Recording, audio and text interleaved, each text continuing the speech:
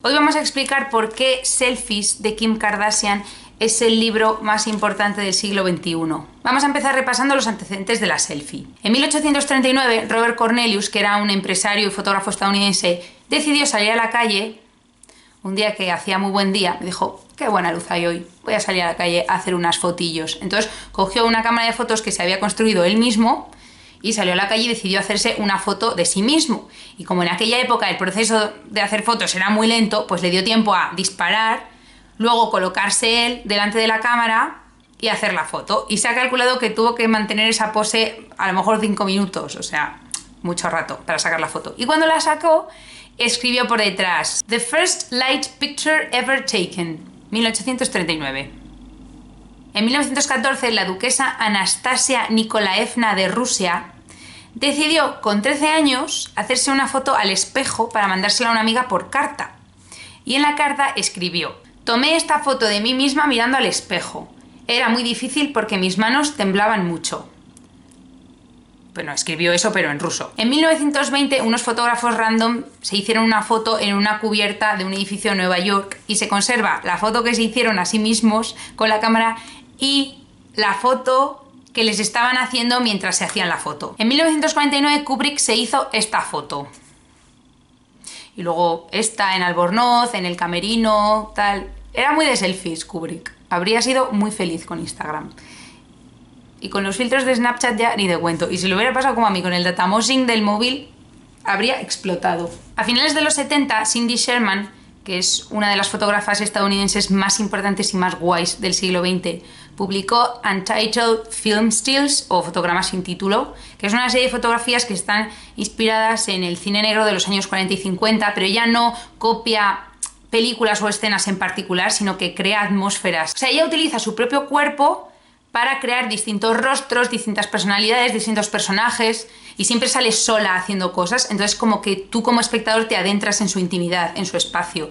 Y una de las cosas más importantes de las fotos de Cindy Sherman es que ella siempre sale dirigiendo la mirada fuera de cuadro, y eso es como que indica que existe una acción más allá de la imagen. Bueno, Cindy Sherman tiene mucha de su obra expuesta en el MoMA y en el Metropolitan Museum, que el Metropolitan Museum es donde se hace la Met Gala.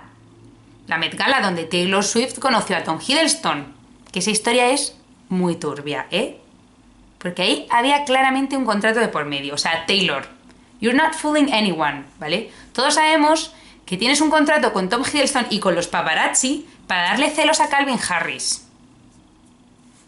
De esto ya hablaremos. En 1978, Ukulele, que es una pintora, escritora, fotógrafa, artista, persona amazing en general, española, se fue a Barcelona a empezar un trabajo así como un poco peculiar, porque lo que hacía era hacer fotos en blanco y negro y luego colorearlas ella misma con acuarelas. Entonces ella también utilizaba su propio cuerpo para producir arte. En 1987, April Grayman publicó esta imagen. A ver, April Grayman es pionera en diseño gráfico digital, ¿vale? Porque estamos en los años 80 y os podéis imaginar cómo eran los diseñadores en los años 80. Pues unos puristas que se resistían a utilizar las nuevas tecnologías. Y April Grayman fue de las primeras diseñadoras que utilizó ordenadores Macintosh para producir diseño gráfico. O sea, hola, muy importante April Grayman. Bueno, pues en 1987 la revista Design Quarterly le encargó a April Grayman que diseñara una edición de la revista, un número. Entonces ella diseñó una revista de una única hoja gigante que cuando la plegabas tenía el tamaño de la revista y cuando la desplegabas era un cartel gigante que medía 60 centímetros de ancho por 183 centímetros de alto. O sea que medía igual que el modulor de Le Corbusier. Un saludo a Le Corbusier allá donde esté, que para mí ya es como de la familia, junto con Euclides. Reverte no, ¿eh? Por ahí sí que no paso. Reverte, chao. Pero, hombre, Euclides era muy majete, hombre. A mí Euclides me cae bien. Bueno, todo esto os lo he contado porque son los antecedentes de la selfie. Pero todo esto no son selfies, son autorretratos. Y esto es muy importante. La selfie empieza a existir en el momento en el que empieza a existir la palabra selfie. Antes de eso no podemos hablar de selfies, son autorretratos. Y la palabra selfie, la primera noticia que se tiene de ella es en 2002, cuando un señor australiano arbitrario decidió publicar en un foro random de internet esta foto con la caption: Sorry about the focus, it was a selfie.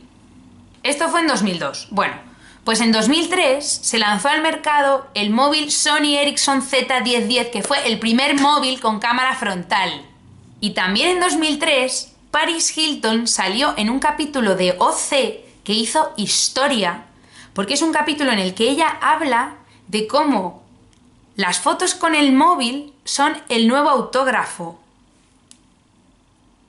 Aquí empieza todo. La palabra selfie se empezó a popularizar en los años 2010-2011 porque se mejoró mucho la cámara frontal del iPhone 4 y porque empezaron a aparecer aplicaciones como Instagram o Snapchat. Y en 2011, Jennifer Lee fue la primera persona que utilizó por primera vez la palabra selfie como hashtag en una foto de Instagram. Y luego más tarde se incluyó la palabra selfie en el diccionario Oxford. Vale. Ahora empieza lo bueno. En 2011, la NASA lanzó al espacio el Curiosity rover, que llegó a Marte en 2012. El Curiosity rover era un cacharro que tenía una tecnología muchísimo más avanzada que cualquier otro cacharro que hubieran mandado anteriormente y que tenía como objetivo tomar muestras de polvo, de rocas, de Marte y no sé qué cuántos. Bueno, pues lo primero que hizo el rover cuando llegó a Marte fue hacerse una selfie. Esta es la selfie en cuestión. ¿Veis que no se ve el brazo de robot que sujeta la cámara? Esto es porque esta selfie está hecha a partir de un mosaico de fotos que hicieron de la siguiente manera, que os dejo por aquí el vídeo para que lo veáis. Y esto significa que hicieron una tecnología brutal solo para que el Curiosity rover se pudiera hacer una selfie en Marte. O sea, no bastaban fotos de Marte. Tenían que ser fotos del rover en Marte, o sea, fotos del ser humano en Marte. Esto me parece de un narcisismo genial. En 2015, Vicente MONROY, que es uno de los escritores más importantes que existen y os recomiendo mucho que lo leáis, escribió un texto, que os dejo el link en la descripción del vídeo para que lo leáis, en el que hacía la siguiente reflexión. Desde siempre el ser humano ha estado obsesionado con salir al espacio, con saber qué hay ahí fuera, con construir telescopios, construir naves, cohetes, hacer películas sobre el espacio. Y cuando por fin el ser humano consiguió salir al espacio, lo primero que hizo no fue fotografiar el espacio, sino darse la vuelta y fotografiarse a sí mismo, o sea, fotografiar la Tierra. O sea, básicamente hacerse una selfie. Esta es la primera fotografía de la Tierra desde un cohete que se conoce y es de 1946. Era un misil estadounidense al que colocaron una cámara de fotos en la punta, el misil se elevó 100 kilómetros de altura, la cámara tomó una serie de fotos y luego la cámara se desprendió y cayó a la Tierra y las fotos se conservaron. Al margen de si ya te crees esta historia o no, esta es la primera imagen que tenemos de la Tierra tal y como la conocemos a día de hoy. Os voy a leer parte del texto de Vicente MONROY, aunque os dejo el link abajo y os recomiendo que os leáis el artículo entero, pero yo os voy a leer una parte. En el siglo XX el cine ya nos había descubierto también otra de sus verdades más importantes y que lo diferencia de todas las artes visuales hasta la fecha, que todo plano tiene su contraplano. Frente a la pintura o la fotografía, la ventaja del cine es la de poder mostrar un contraplano, porque al contrario que otras artes visuales, el cine se despliega también en el tiempo. En el origen de la fotografía y del cine predominaba la mirada del fotógrafo al paisaje, el plano.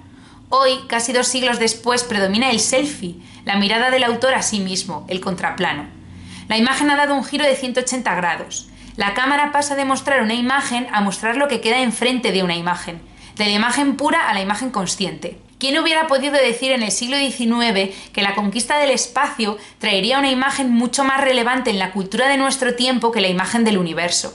La verdadera revolución iba a ser justo la contraria, y la verdaderamente importante en el cambio de paradigma del siglo XXI no iba a ser la imagen de los nuevos paisajes espaciales, sino la imagen de nosotros mismos vista desde el universo. Los satélites, las telecomunicaciones, Google Maps, la imagen de vuelta. La posibilidad de poder ver la Tierra desde el espacio iba a cambiar lo más importante que tenemos, que es la concepción de nosotros mismos. Piel de gallina, chaval. Bueno, esto es fundamental. La producción en masa de selfies ha cambiado nuestra percepción del mundo y de nosotros mismos, porque ahora ya es imposible disociar un objeto de su imagen. Ahora ya es todo parte de lo mismo. Por eso es absurdo hablar de lo real y lo virtual. Lo real y lo virtual es lo mismo. Y la culminación de todo este pensamiento es el libro de selfies de Kim Kardashian. Porque yo nunca he visto en persona a Kim Kardashian. De hecho, casi nadie ha visto nunca en persona a Kim Kardashian. Solo conocemos imágenes de ella. Pero para nosotros es imposible disociar a Kim Kardashian de su imagen. Y eso me pasa con muchísimas personas.